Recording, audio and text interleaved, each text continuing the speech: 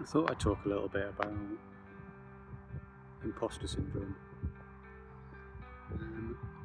Not exactly the youngest person in the world, and I've had plenty of jobs, and I talk to lots of people, but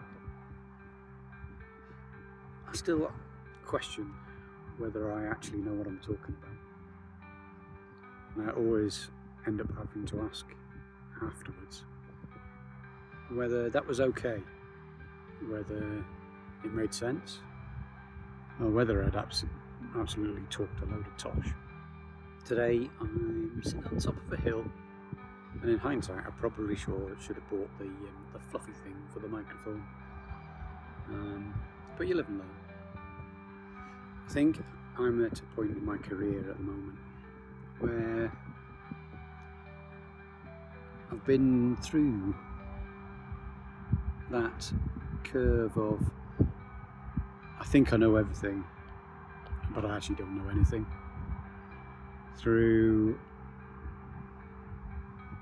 knowing enough,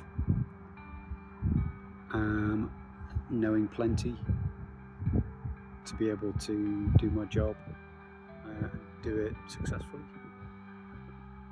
I think I'm now at the point where, if you look at something like I think it's Dunning-Kruger curve, I think I'm an informed expert.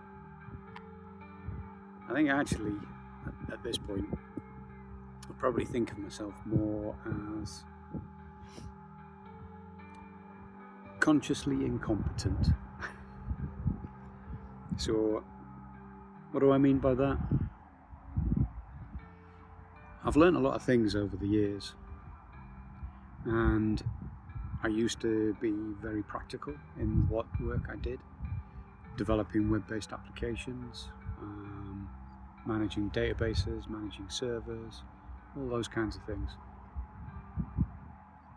Now, I'm not as practical as I used to be. I can still teach people, but honestly I don't have the ability to do things as quickly as other people can, or the knowledge, because technology changes, languages, computer languages change, all of these things change. Unless you keep up with it, you can lose track very, very quickly. What I do know, or at least I think I know, is that I have enough experience to be able to ask the right questions. I don't necessarily know the answers, and sometimes when I'm asking people questions or responding to their questions, I do wonder how much of what I say is experience talking, or whether I'm actually just talking rubbish. I think that's where consciously incompetent comes in. I know what I do know, and I know what I don't know. There's a big old grey area in the middle, where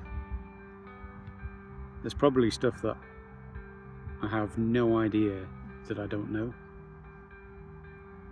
It's those unknown unknowns that can often trigger those moments of fear that actually you really aren't as good as you hope you are, or as good as everybody else thinks you are. I guess what you need to do is just keep challenging yourself.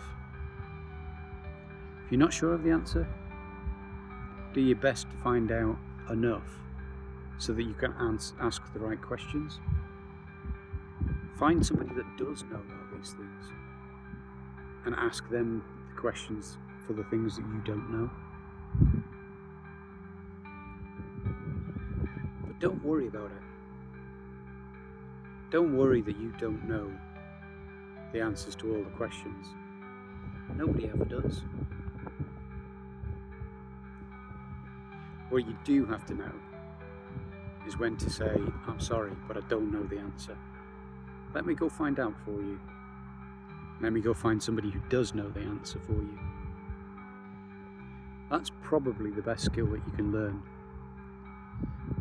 and practice, is to actually ask yourself the question, do I really know the answer to this? Can I actually answer this in the way that the person wants me to? If you can't, then admit it. Don't be afraid to admit you don't know.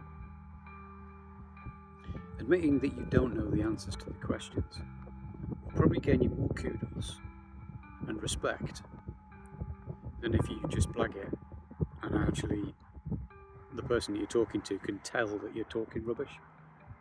Don't let people tell you that you don't know what you're talking about. But do admit when you aren't sure what you're talking about. It can be hard to do, but something to try and help with that imposter syndrome is actually challenge yourself to stand up and talk to people. Tell them what you do know or what you think you know. Tell them where the gaps in your knowledge are. They'll help you to understand whether you've actually got it right. And do you know what? Most of the time you probably have got it right. And where those gaps are, they will help you to fill those gaps. They'll know somebody that can help you fill those gaps.